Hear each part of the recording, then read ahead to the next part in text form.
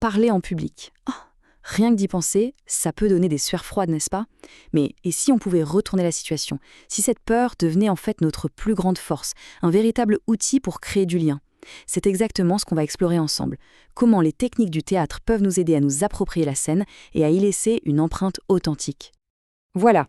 Cette image, elle parle d'elle-même. Le trac, ce sentiment d'être complètement seul sous les projecteurs, avec tous ces regards braqués sur nous. C'est une peur que presque tout le monde connaît. On se sent exposé, vulnérable, jugé. Mais, et si on changeait complètement de perspective? Juste un instant. Si on arrêtait de voir la scène comme une sorte de tribunal? Et si au contraire on la voyait comme un terrain de jeu?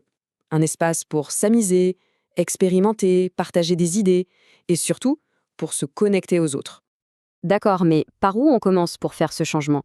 Eh bien, comme pour une maison, on commence par les fondations. Le tout premier pilier pour se sentir solide et confiant, c'est notre corps. C'est notre ancre dans l'instant présent. Et l'outil numéro 1 pour s'ancrer, c'est la respiration ventrale. Ce qui est incroyable avec cet exercice, c'est à quel point il est simple et puissant. C'est vraiment la clé pour calmer notre système nerveux. On peut essayer, juste pour voir. On pose une main sur le ventre, l'autre sur la poitrine. Maintenant, on inspire par le nez, en sentant uniquement le ventre qui se gonfle, pas la poitrine. Et on expire doucement par la bouche. Voilà. C'est la base de tout pour poser sa voix et retrouver son calme. Et regardez ça. C'est une illustration parfaite de l'impact du langage corporel. À gauche, on a une posture fermée, contractée. Qu'est-ce que ça communique? Le doute? Peut-être même un manque d'assurance. Maintenant, à droite, c'est tout l'inverse. Une posture ouverte, d'expansion. Le message n'a rien à voir. On lit la confiance, l'aisance. Notre corps parle, bien avant qu'on ait dit le moindre mot. Ok, donc une fois qu'on est bien ancré dans son corps, on peut passer à notre deuxième outil fondamental. Un instrument de connexion hyper puissant, notre voix. Et la voix, c'est un peu comme un muscle. Tout comme un sportif s'échauffe avant un match, un orateur doit préparer sa voix. Il ne s'agit pas de crier ou de forcer, non. Il s'agit de réveiller en douceur ce qu'on appelle les articulateurs, les lèvres, la langue, la mâchoire. C'est ça qui va garantir une diction claire et sans effort. Allez, pour illustrer ça, un petit jeu, les vire-langues. C'est parfait pour ça. Écoutez bien et n'hésitez pas à essayer à voix basse. Par exemple, je veux et j'exige 18 chemises fines et 6 fichus fins. On le répète, d'abord tout doucement, puis on met un peu plus d'énergie, on sent comment ça travaille. Les muscles du visage se détendent et la parole devient tout de suite beaucoup plus nette. Mais attention, la voix, ce n'est pas juste une question de volume. Le point crucial, c'est le rythme, la musicalité. Prenez une phrase que tout le monde connaît. Être ou ne pas être. Si je dis « être ou ne pas être », ça a un sens. Maintenant, si je dis « être ou ne pas être », le sens change complètement, n'est-ce pas? C'est ça la modulation. C'est l'art de jouer avec les mots pour donner vie à un texte et éviter la monotonie.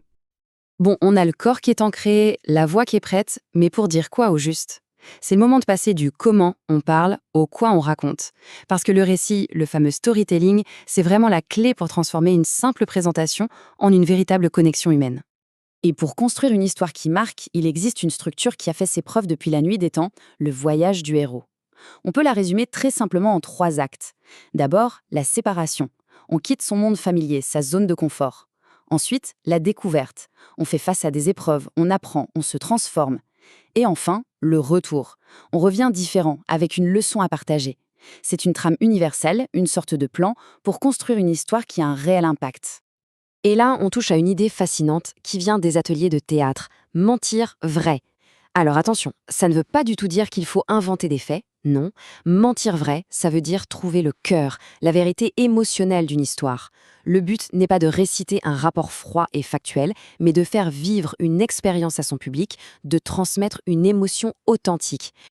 Alors voilà, on a le corps, on a la voix, on a une histoire à raconter. Il est temps de tout assembler pour créer une communication qui soit vraiment nous, authentique. Et pour ça, il y a un outil particulièrement puissant.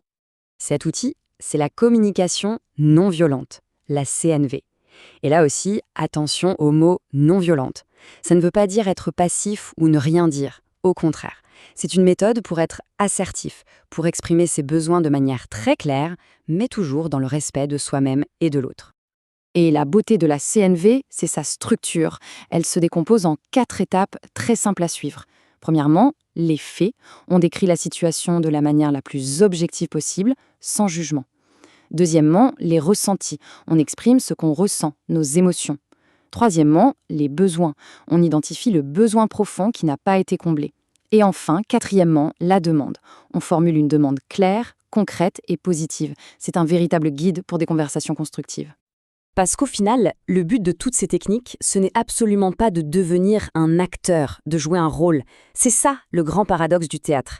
On utilise des exercices et des outils, non pas pour se cacher derrière un masque, mais tout le contraire, pour se révéler.